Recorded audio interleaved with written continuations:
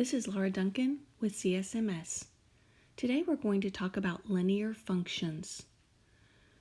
In talking about linear functions, we can explore the slope, which is usually denoted by the letter M. Slope measures the steepness of a line. It's also known as the constant rate of change. To find slope given points, you'll find the change in y over the change in x. In a graph, to find the slope, you would find the rise over the run. To find slope in an equation, it's the change. So it's the output, the y, equals the change, which is the slope, times the input, plus the starting point. So we know that as y equals mx plus b. If it's in function notation, the y is also known as f of x, and the x is here and here.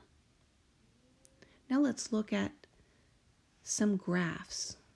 First of all, when you're looking at a graph, I want you to remember Mr. Vux Hoy, where if he has a negative slope,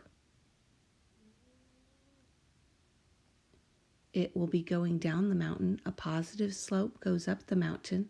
If it's a vertical line, it will have an undefined slope. And if it's a horizontal line, it will have a zero slope. We also use the words Vux and Hoy to help us remember this. Vux is a mnemonic to help us remember that a vertical line has an undefined slope and will be an x-equal equation, while Hoy stands for horizontal line with a zero slope that has a y-equal equation. In this, it says, what is the rate of change of each line shown? The biggest mistake 8th graders make is not noting if it's positive or negative. From left to right, it's going down the mountain, so we're going to have a negative slope here. And then we'll find the slope by doing rise over run. So if we go from this point to this point, it has a rise of positive 3. Then we're going left 2. So left is associated with negative. So it would be negative 3 halves. In the next one, note that it's a positive slope. It's going up the mountain. Choose any 2 points, and then you'll find the rise over run. This has a rise of going up 5 and going right 2. So this slope, or rate of change, is 5 over 2. And we'll leave it like that because it makes sense for it to be a rise over run. Now let's look at the next line. What are the slope? That's the m. The y-intercept, that's the b. And the x-intercept of the equation of the line graphed below. First of all, let's go down here to the y-intercept. Remember, when we have a y-intercept, the x always equals 0. When we have an x-intercept, the y always equals 0. So first, let's look at the slope. Is it positive or negative? It's going down the mountain, so it's a negative slope. Choose 2 points. Then we'll find the rise over the run. This is going down, so it's negative 3. And going to the right 4. So the slope is equal to negative 3 over 4. Now the y-intercept. The y-intercept crosses the y-axis. So we're looking at this point right here where x is equal to 0. That point is 0, negative 3. But the x-intercept crosses the x-axis. It's where y is equal to 0. and that point is -4, 0.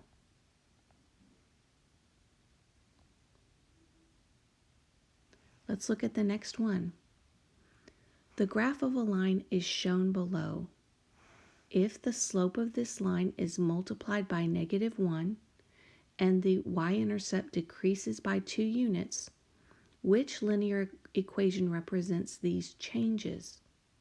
Well, before we start with the changes, let's look at the original slope of the line. Let's note that it is a positive slope, and we need to pick 2 good points. So this looks like a good point, and this looks like a good point. Oh, this would be a good point also, and it's even closer. So let's use this one. So we see that we're going up 2 and over 1. So that would give us a slope of 2 over 1. Now, we're not only looking at the original slope, we want to look at the original equation. So the equation of the line will be y equals mx plus b, where m is the slope where we just found, and the b is where it crosses the y-axis, the y-intercept. It crosses at this point right here, 0, 3. So the original equation of the line would be y equals 2x plus 3. So let's go back down to the question. It says the slope is multiplied by -1. Well, the slope is 2, so if we multiply that by -1, the result would be y equals -2 times x. Let's look at the next section. It says the y-intercept decreases by 2 units. Well, if it decreases by 2, that means it's going to go down 2. So looking at this, 3 minus 2 would be +1. So this is the new equation of the line after the changes have been made. F it is. Let's look at the next one. Which graph represents the equation 2x minus 3y equals 6?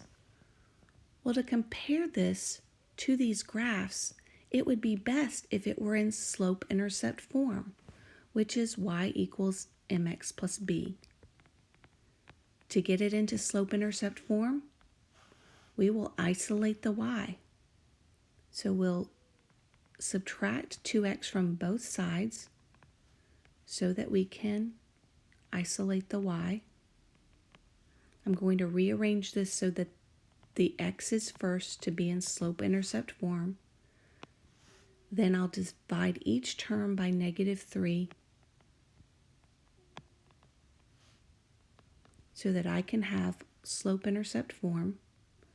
So it's y equals 2/3 x minus 2. First, I would like to look at the slope.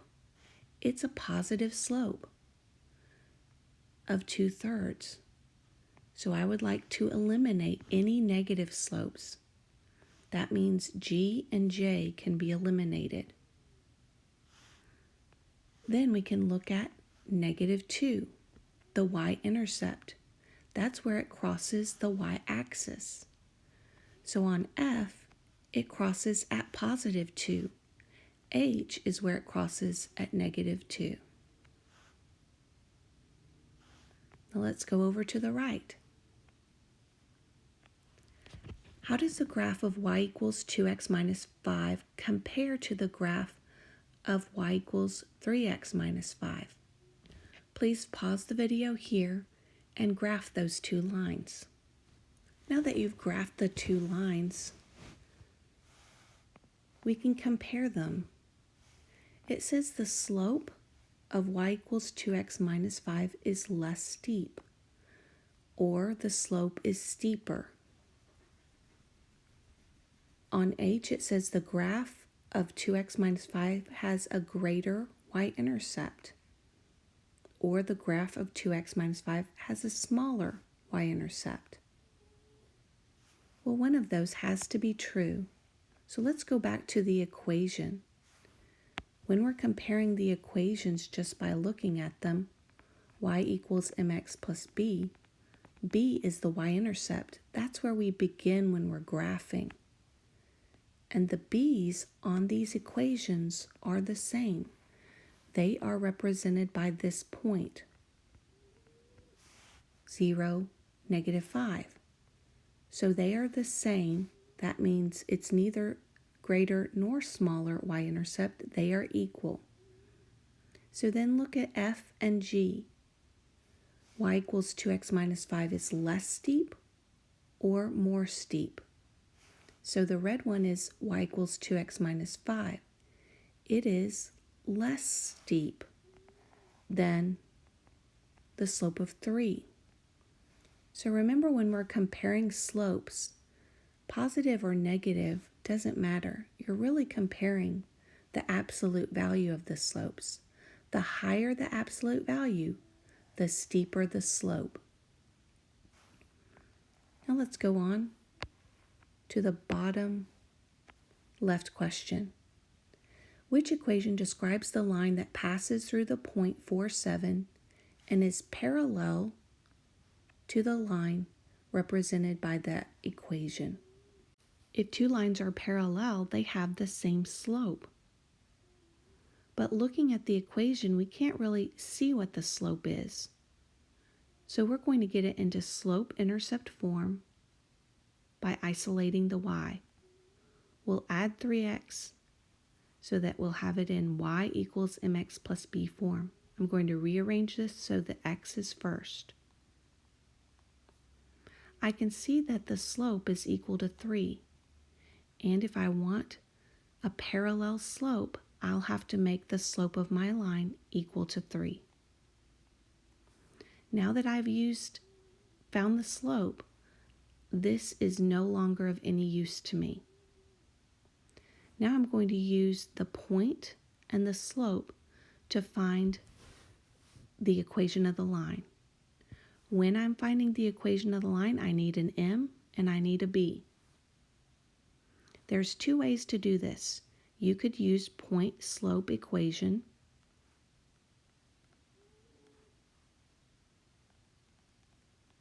and then change it into slope-intercept form, or you can substitute everything into y equals mx plus b and then solve for b. Pause the video here to choose your favorite option. Now going back to our answer choices, we know the slope is equal to 3, so we're going to eliminate h and j as our answer choices. So in your calculations, you probably found that the y-intercept was equal to -5. Last question. Which line has a slope of 0? Our mnemonic HOI will help us find out which one has a slope of 0. It has to be the horizontal line. So that would be this line right here, which is line W. Which line has an undefined slope? Flux is the word that we use for undefined because it has to be a vertical line with an undefined slope. So that would be this line right here.